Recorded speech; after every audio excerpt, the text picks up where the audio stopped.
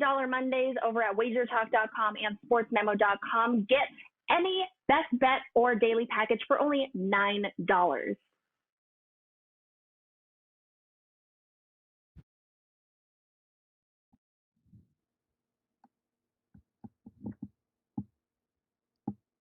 All right, guys, here we go. Happy Monday, January the 25th. Another edition of the College Basketball Tip-Off Show, powered by WagerTalk.com. Some great games on the card tonight. It's a limited card, but we're going to cover 4 of those games for you, and that is going to include Texas Tech, West Virginia. Also going to talk about the Syracuse Orangemen have made a bit of a comeback, won their last 2, taking on Virginia. The Battle of Arizona, Arizona State taking on Arizona, and Loyola going to be taking on Bradley. And we're going to touch base on that game.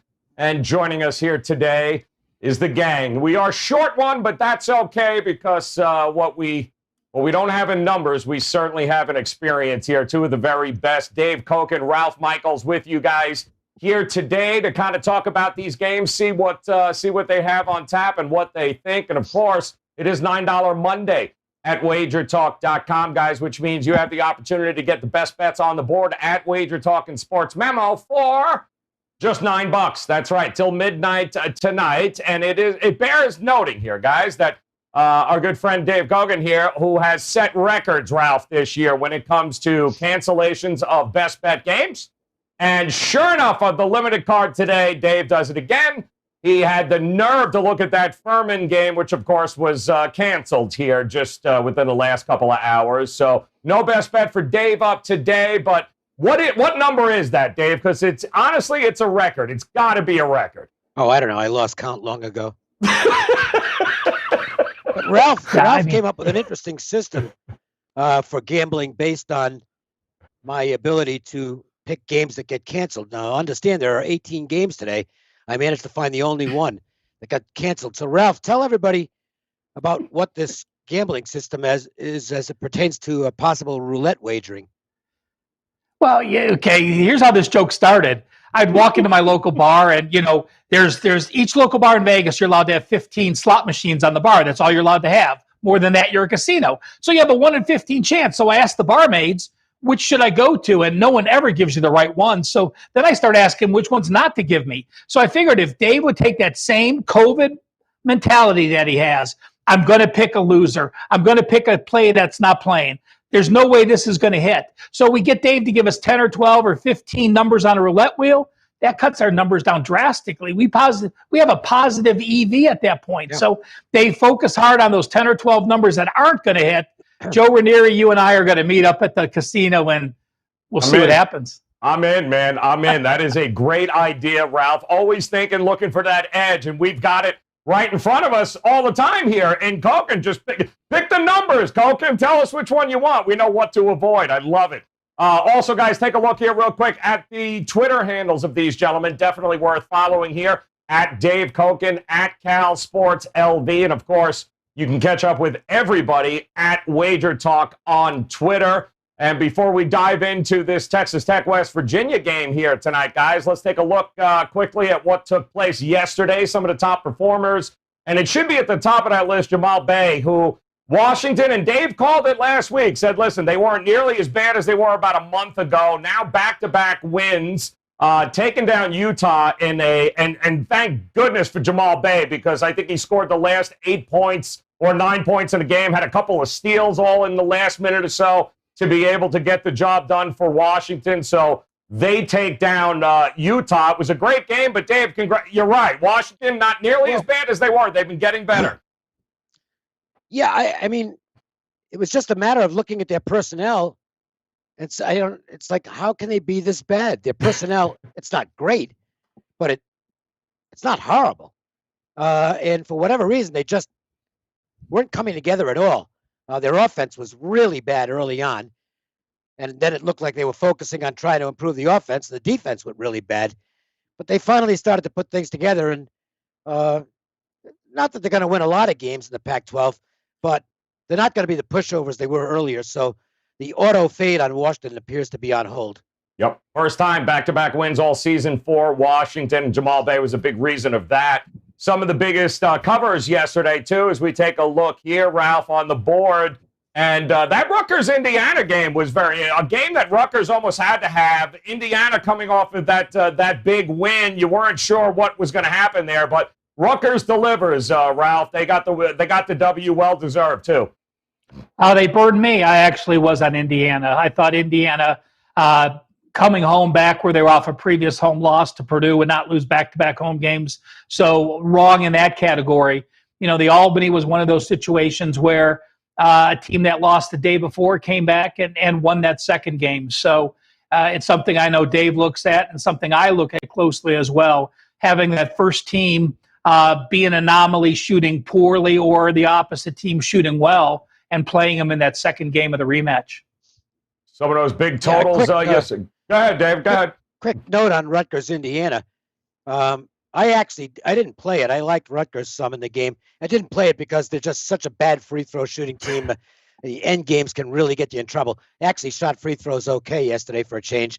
But this is Indiana under Archie Miller. They are a completely inconsistent team. And if they're bad one game, they're probably going to be good the next. And if they're good one game, they're going to probably be bad the next. Archie Miller got the heat off him a little bit with the good performance the prior game, and it gets right back on him here. I don't know that they'll fire him at the end of the season, but I would say he's not the most secure coach in the country at this point. And Joe, one more point with yesterday's games. We talked about Memphis on this a lot because we've talked about how, Dave said he's not a good coach, and we've talked about, but he tells you exactly how things are going in practice. He said 2 games ago they are playing much better on offense. Yep. They're still playing incredible defense. So you're seeing an uptick in Memphis, and that's a team to keep an eye on. Love it. They'll get a real test tomorrow though, because SMU is heading in. That could be. I'm not on tomorrow, but I'd be betting that's one of the games that makes the board as far as the featured games to talk about on Tuesday, and that could be one of the best games of the night. Yep, looking forward to that. Absolutely. Some of those overs unders yesterday. Interesting. The unders. Anybody having trouble sleeping? If you caught New Jersey Tech, Stony Brook, or Rhode Island Fordham, you're probably no problem sleeping after that. But how about that Wyoming-Nevada game? My word, I think they scored 110 points in the second half. Wyoming, beats them. I think they sweep the season series for the first time in what seems like forever there, Dave. That was a fun game to watch in the second half. I didn't see it because I was watching football and hockey, which I tend to watch more than college basketball. But nice win for Wyoming. And, they had the 4-game losing streak where they dropped the game to Fresno, got hammered, then got beaten, just destroyed twice by Boise. And then the upset lost to Air Force. Mm-hmm. But, we talked about this early in the season. Ralph mentioned it, so did I. Jeff Linder was a huge upgrade at head coach for Wyoming from the departed Alan Edwards. And it's showing. Wyoming they're not going to be an easy win anymore in this conference. They're 4-4 in the league now. They've got 2 big road games at San Diego State this week. Be interested to see if they might be able to go in there and find a way to get a split against the Aztecs. I wouldn't be surprised if they do so, despite the fact that San Diego State will clearly be big favorites in both games. Yep, San Diego State coming off a monster win yesterday, too. Kind of a beatdown there. But great games today, guys, on tap. And we're going to start taking a look at Texas Tech, West Virginia here today as the opening line right around that 2.5 mark. And it just seems to be going back and forth, if I'm not mistaken here, guys, between that 2.5, 1.5. There's even actually a 1 out there right now for West Virginia. West Virginia, talk about 4-3 in conference. They win one, they lose one. They win one, they lose one. Texas Tech hasn't played, Dave, since they pushed Baylor there a week ago. But how do you, in West Virginia, how do you have these two teams lined up? Well, I don't like going against Texas Tech basically ever. They lost to Baylor at home, which is no real big deal. It was a good game, too. And Baylor is one of the 2 best teams in the country. Their other losses, the early loss to Houston really doesn't matter much. It was non-conference. They got a 1-point loss to Kansas, and they'll probably beat, even though the rematch is at Kansas, I wouldn't be surprised if they go in and beat them later on. They're better than the Jayhawks. and they lost at home in overtime to Oklahoma State, which is no disgrace. They're just a real quality team.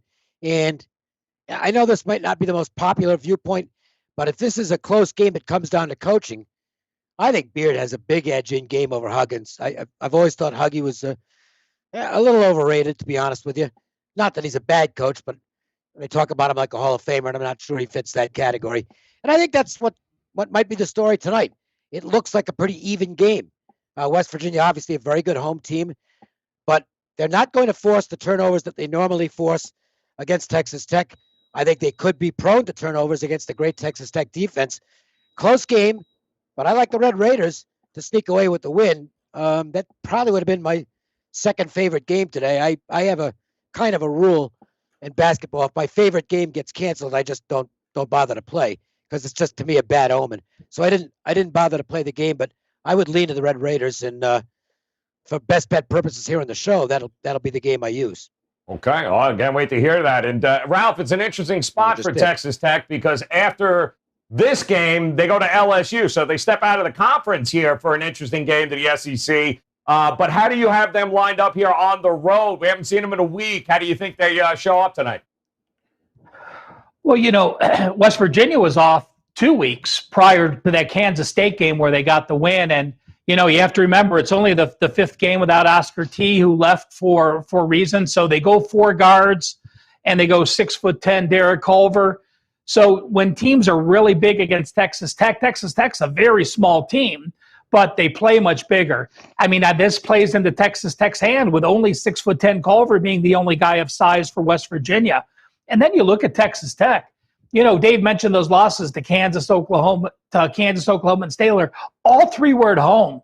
I mean, this team has gone on the road, beaten Oklahoma, beaten Iowa State, which isn't a big deal, and then going into Texas and beating Texas. So when you have that type of mentality that you've already knocked off Texas and Oklahoma on the road, and then you look at what Chris Beard said, reading some quotes from the Lubbock paper, he said, we've been shut down with COVID, so they didn't play since the 16th.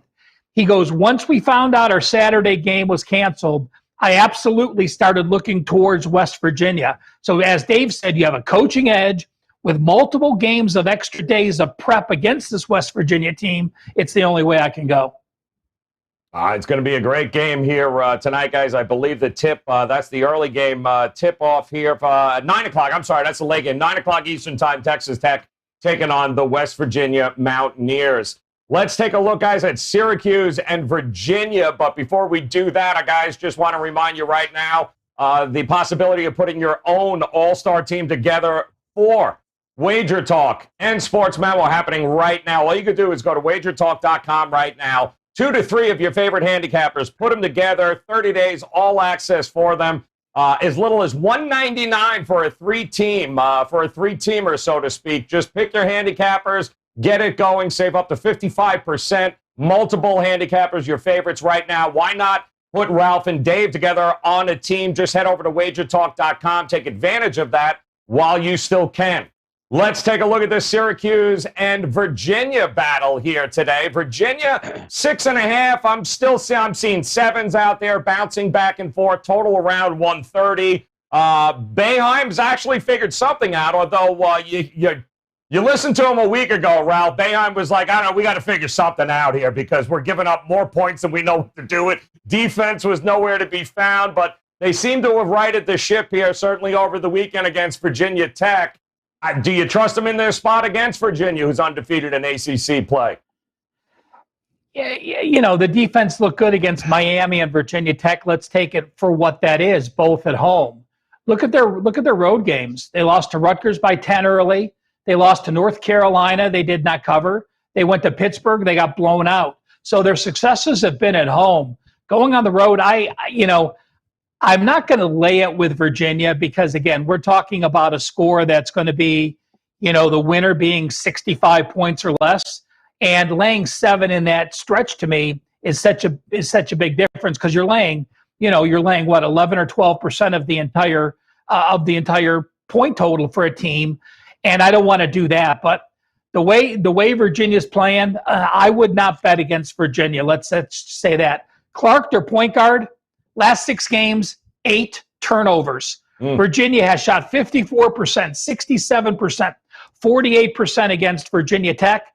And both teams are coming off unique dynamics. Syracuse off their first win against a ranked opponent since January 2020. And Virginia, after blowing out Clemson 85-50, they were down 11 points against Georgia Tech, had a battle back, fight tooth and nail to get a 2-point win, a non-covering win at home against Syracuse. So, I look at it, off that upset win, or Syracuse was sort of a pick-em, but I tend to think Virginia is not going to play back-to-back home games after that clunker against the Yellow Jackets. Inconsistent, Dave. That's the Virginia's offense. They can blow guys out in the 80s, and then they barely make 70 like Georgia Tech. So how do you have this game going tonight? I think the number's pretty good.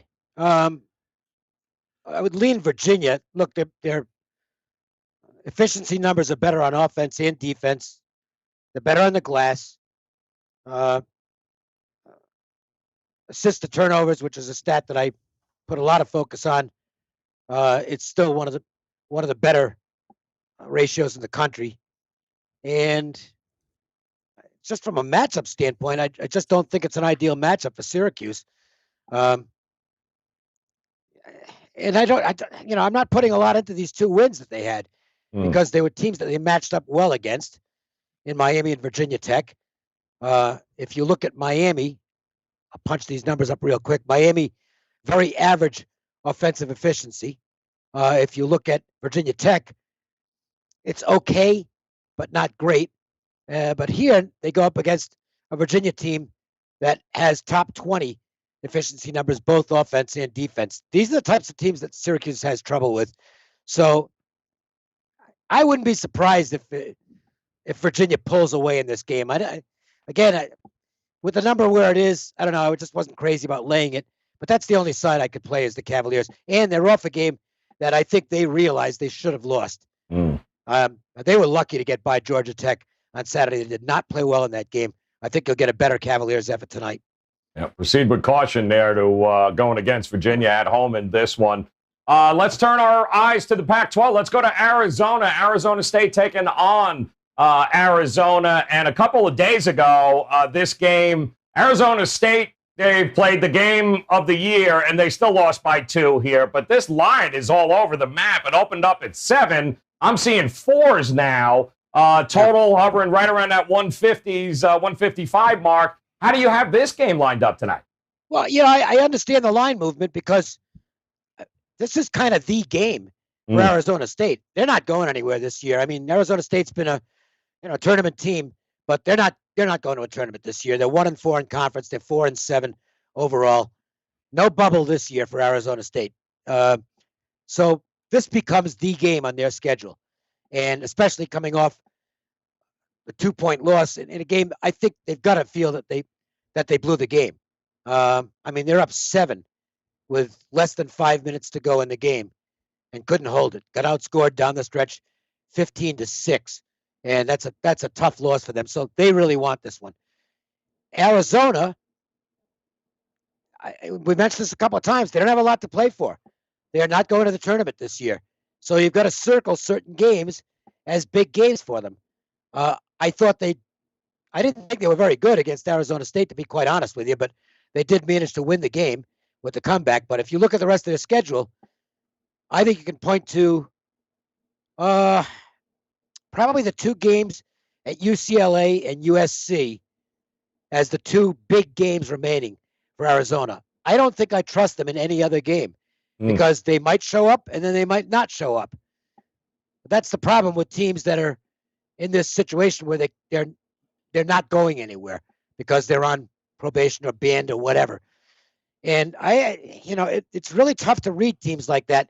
What I try and do is find spots to go against them. I don't think this is one because I just don't trust Arizona State. They just don't know how to win games. They've now lost 5 in a row. That's just not the type of team I want. But if push comes to shove, I would have, at the earlier number, I would have taken Arizona State, and I would still lean that way here. I think it'll probably be close. 1-6 against the number as of late here. Arizona State has not been very kind to their backers here, Ralph, but the numbers seem to be heading in their direction. How do you have it? Well, it was 84-82, 166 points. I certainly lean over the 156. Dave, I could not agree with you more. Looking at Arizona's schedule moving forward, they, of course, lost to USC and UCLA back-to-back home games, January 7th and 9th. So pulling out those two games, February 18th and 20th, I clearly agree that those two are play on Arizona or stay away. You know, my question is this. My power ratings were actually 6.5. So, you know, this says look at Arizona. I might lean that way, but there's no way I can bet Arizona State. You're talking about loss to UTEP, overtime loss to UCLA, another close game against USC that the lead got expanded late, a 1-point loss to Oregon State, and then all they did is kept complaining about the Arizona State game well after the game. Hurley got a fine from the Pac-12 saying that Remy Martin should have been fouled, and you get into losing 6 straight games when you were You were an AP top 13, I think top 13 or 14 to start the season, and now you have 6 straight losses. And everyone else is it's everyone else's fault. Oh, they should have called it. When I have that type of losing mentality on this type of program, I am not going to play on them. So I think they will still try to run the ball. They're number 18 in tempo. They're number 41 in offensive tempo. I think Arizona doesn't mind running with them. Arizona's still going to toss up the threes, and I think they were 11 of 20 3-pointers in Arizona State's last game. So I will watch to see what waits and happens. Not going to bet Arizona State, and I like the over. Liking the over. Yeah, neither team shot over 50% either in that game. The pace was just ridiculous. So 166 points, and neither team shot all that well. So I'm with you. I like the over in this matchup as well. We got one more game, then we'll get to our best bets, guys, and we'll take a look at what our friends from the Gold Sheet have for their play of the day. Do want to remind you, though, it is $9 Monday at WagerTalk'sSportsMemo.com. So if you head over there right now, best bets across the board, $9 for you. That's right, $9 until midnight tonight. Take advantage of it. Head over to WagerTalk.com. Head over to Ralph's page right now and make sure that you are following Dave as well as the plays. They will be coming this week here, guys. Let's take a look at this Ramblers matchup here against the Bradley Braves. And this game opens up Loyola 7. Total is 130. I'm seeing 6s now, 131 as a total. The Ramblers won, I think it was 69-56. They were 6.5-point favorite, I think that was on Saturday. The Braves, they shot 56% from the field, 45% for Bradley, but the difference was in the 3-point making where, unfortunately, Bradley couldn't hit water if they fell out of a boat. So talk to me here, Ralph. How do you have this match lined up here? It's right around that same number. Who do you like to get the victory here? Well, there was 2 halves. When Loyola was motivated in the first half, they led by 26. It was 43-19. Bradley's coach was so pissed off. Brian Wardle called the timeout after a 10-0 run, took out all 5 starters and just said, to hell with it. You guys are out. Brought in 5 bench guys, let them play a couple minutes. He was really that pissed at his team. And he said they had no heart, and he read him the riot act in the second half. And you could say all you want, but when you're Loyola and you're up 26, you're not playing with the same intensity of defense. You know, in fact, Bradley cut it to 11 late in the game, and then Loyola went on a 6-0 run. So Loyola had to play when they had to play in the second half. The game was much closer. You throw out the stats because it was all Loyola, period, and they let up the intensity in the second half. I can't see them letting up again. I think that, they know they're the best team in the conference. They're a team that, Bradley was up there. They had a 3-2 record. It was something they had to prove to them. While I'm not going to go to Loyola in the second of back-to-backs, I am certainly not going to play on Bradley. And I'm actually going to lean under because if the game's closer, I think you'll get more intensity from Loyola in the second half than you did. So final score, very, very misleading because of the runs in the game yesterday. I'm looking for a lower scoring game today. Expect a good bounce back here, Dave, or a little more intensity for Loyola? No, not really, because they're just way better than Bradley. I mean, it was 22-4 early in that game, and Ralph pretty much explained the situation from that point on. It was just get the game done. So the final score was misleading. Look, Loyola is a top 25 team. They're really good. Last year's team never really came all the way together. It was an inconsistent year, and they still almost won the conference. This year, I know Drake's right there with them, and Drake's still perfect. We'll see what happens coming off the long layoff when Drake swings back in action tomorrow. But I think Loyola's head and shoulders above everybody in this league, including Drake. So the situation here says, well, you're supposed to take a look at Bradley because they're a decent team at home, coming off an embarrassing loss. To me, all that does is it takes me out of the game because, Bradley's going to make a big effort tonight. You can be sure of that. But if you're going to consider Bradley, it's got to be early because I don't think they can stay with this team for 40 minutes. And I really don't want them early because this Loyola team isn't showing the earmarks that last year's team did, where there was a lot of inconsistency. This Loyola team is back to the level they were at a few years ago when they made that great run. I'm not saying they're a Final Four team, but let's put it this way. When they get down to the Sweet 16, if Loyola's one of those Sweet 16 still playing, I would not be surprised. So it's Loyola or nobody for me, and it'll be nobody in this situation. I just don't think from a situational standpoint, it's just not a good spot to lay the favorite, but I don't want any part of the dog. As dominant as they were. Go ahead. Did Dave just add one more point to your looking at the Ramblers? Last year, you talked about that team. Well, what were they? They were 4 juniors. Guess what? Yep. Those 4 starters now are 4 seniors. Yep.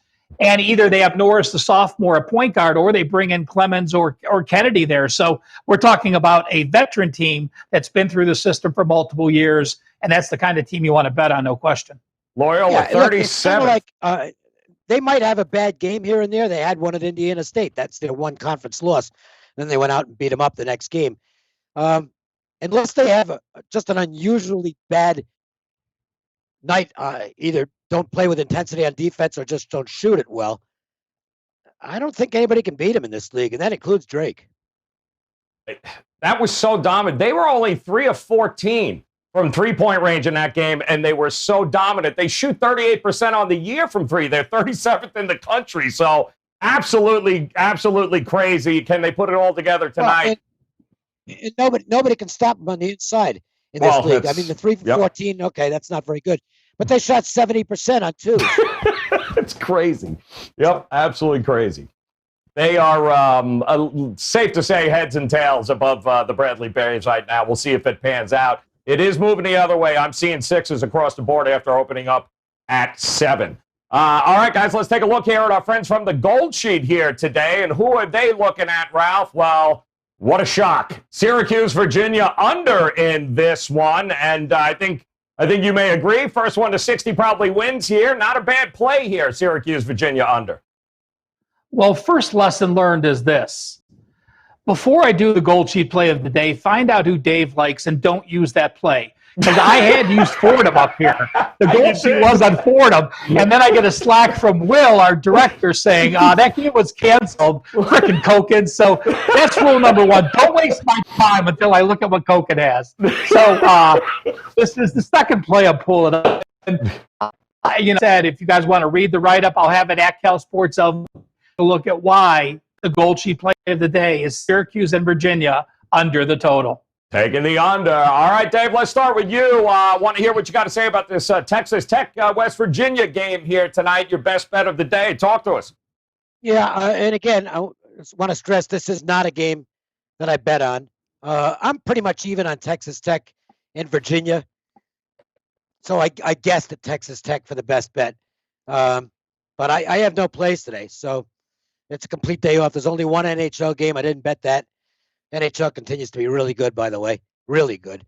College basketball, I lost the best bet yesterday, but had won 13 of my prior 15. So that's been going well, at least on the best bets, and I swept the board on Saturday. I just don't have anything tonight. I liked Furman. and that was going to be my only bet. That got scratched, so I have no bets. But if you want one as an opinion, I'll take Texas Tech on Chris Beard to get the best of Bob Huggins in a close game. There you go. All right, Ralph, where are you leaning here tonight on the board? Well, number one, lesson learned from Dave. I mean, don't have plays, don't make a bet. It's okay, guys, to not bet a day. You know, it's better to leave a winner off than put a loser on because you're paying 10%. I do want to mention I have my first 5% play in the NBA. It's a game where I do the NBA stat sheet. I did some NBA reading. Everything came together in that game. $9 at WagerTalk, and you do get the 150% wager buck guarantee. So NBA first 5% play in the NBA this year. I'm actually going to give one of my client plays out as my best bet, and it's game number 201 in the extra games. Prairie View minus 9.5 against Arkansas Pine Bluff. Arkansas Pine Bluff is horrible. Prairie View was a team that was only supposed to return one starter off a SWAC championship last year, but they have a couple transfers, guys. They have a Nebraska transfer who last year averaged 12 points per game, and he was one of the best guards in the Big Ten in Cam Mack. They've got an Eastern Michigan transfer, a Western Kentucky transfer, and they are playing defense like no one's business, holding the last four guys to under 40%. Arkansas Pine Bluff, as bad as it gets, number 353. They will cover this 9.5-point spread. Good stuff there. I'm leaning Utah State here, guys, coming off their first loss in 12 games. They're 4-0 against the number on the road. Heading to taking on UNLV, who might be without Bryce Hamilton. And if they are, it's an absolute no-brainer. Lay the money right now. -5.5, -6 if you can get it. Yes, go ahead, David. Well, quick word on that. Don't forget they lost the point guard for the rest of the season too. Yes. So UNLV a little bit short. And one other note, here's how bad Arkansas Pine Bluff is. Ooh. If they were to play Chicago State, and we joke about Chicago State all the time, Arkansas Pine Bluff would be only a 4.5-point favorite on a neutral court over Chicago State. So that tells you just how bad they are. I think the three of us would be right around that number too if we wanted to play them. Not me. You've never seen me play basketball. And at this point in my life, I'm pretty sure I couldn't make the Chicago State roster. That's all right. We just let Ralph. Ralph would set all the pick and rolls. We'd be fine. We are good to go. Guys, check it out once more. Recap. Excuse me. Can we play him half court? I don't want to run up and down. We'll play him in the parking lot. Don't worry about it. Best bets. The recap. Ralph going with Prairie View A&M laying at 9.5. Hogan's leaning to Texas Tech to get the job done. I like Utah State at 5.5. And our friends at the Gold Sheet, don't forget, visit Ralph at CalSportsLV on Twitter. You can read the full write-up. That's Syracuse, Virginia tonight, under 130. It is $9 Monday, guys. Take advantage by heading over to WagerTalk.com right now. Get Ralph's best bets. All of Dave's have been canceled, so sorry about that. But, of course, guys, don't forget, tomorrow's $2 Tuesday. There's opportunities, 3 days, 7 days, 30-day packages right now available for you guys to take advantage of. Get there. Never miss a play from Dave or Ralph. You can assure yourself of that by going with the all-access package. So on behalf of Ralph Michaels, Dave Koken, the NBA Tip-Off Show coming your way, just about 30 minutes or so. We'll be back again tomorrow doing it all over again with the College Basketball Tip-Off Show. So best of luck with your plays, guys. Come back and join us again tomorrow. We'll see you then.